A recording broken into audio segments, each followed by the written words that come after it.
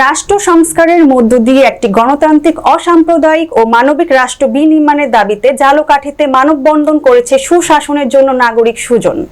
সচেতন, সংগঠিত ও সোচ্চার জনগোষ্ঠী গণতন্ত্রের রক্ষা কবচ, এই স্লোগান দিয়ে আজ শনিবার সকাল 11টায় ঝালকাঠি প্রেস ক্লাবের সামনে সড়কে ঘণ্টাব্যাপী মানববন্ধন করে সুজন। এতে বিভিন্ন শ্রেণী পেশার মানুষ অংশ নেয়।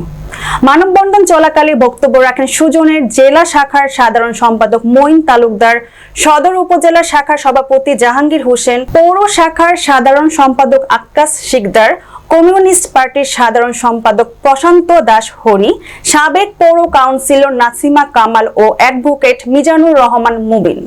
মানববন্ধনে বক্তারা বলেন, অন্তর্বর্তীকালীন সরকার যাতে রাষ্ট্র সংস্কার করে একটি নিরপেক্ষ নির্বাচন দেওয়ার ব্যবস্থা করতে হবে।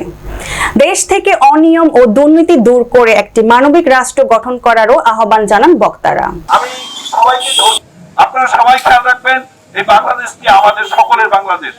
আমরা যেন উচ্ছৃঙ্খলিত না হয়ে, আমি জানি আমরা বুঝতে পারি যেটা অনেকে না বুঝে যারা করি তাদের মন মানসিকতা আরো বড় থাকবে।